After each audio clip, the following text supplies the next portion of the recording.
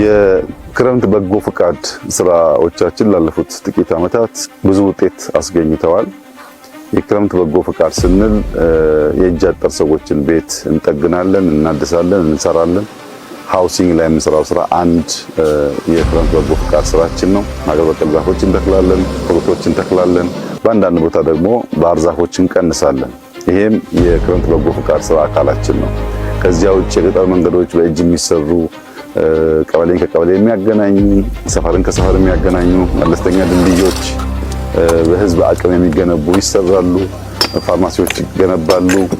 የሟለ ህጻናት ትምህርት ቤቶች ይገነባሉ። በእነዚህ ሁሉ ስራ ውስጥ በመንግስት በጀት የማይሸፈኑ ነገር ግን የማህበረሰቡን የዕለት ተዕለት ችግር የሚፈቱ በርካታ ውጤታማ ስራዎች ሲሰሩ ቆይተዋል።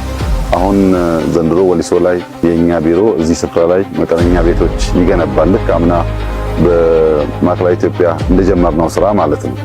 ታስታውሱ እንደሆነ ወልቂጤ ላይ፣ ስልጤ ወራቤ ላይ፣ ሀዲያ ላይ፣ ከምባታ ላይ ሰርተን ነበር። ያ ስራ ደግሞ ዞኑ፣ ክልሉ፣ ወረዳው፣ ህዝቡ እያስፋፋው ቁጥሩ እያደገ የሚጨበጥ ውጤት እያመጣ ነው። ዘንድሮ ደግሞ እዚህ ወሊሶ ላይ አስጀምረናል። ተስፋችን በሁሉም ክልሎች፣ በሁሉም ዞኖች፣ በሁሉም ወረዳዎች እያንዳንዱ ማህበረሰብ ተባብሮ የእጅ አጠር ሰዎችን ቤት ይሰራል፣ ትምህርት ቤቶች ይገነባል፣ መለስተኛ በሎካል አቅም የሚገነቡ መንገዶች ይገነባል፣ ድልድዮች ይገነባል፣ ፋርማሲዎች ይገነባል፣ ጤና ኬላዎች ይገነባል። እነዚህ ስራዎች ተሰናስለው መንግስት በበጀት በእቅድ ከሚሰራቸው ጋር ሲደመሩ ነው የኢትዮጵያን ብልጽግና የሚያረጋግጡት።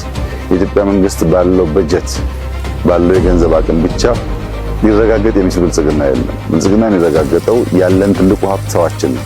130 ሚሊዮን ህዝብ ያላት ሀገር ናት። ይሄ ህዝብ ሲሰበሰብ ጉልበቱን፣ ሀብቱን፣ ዕውቀቱን ሲደምር በጣም በርካታ ችግሮች መፍታት ይችላል።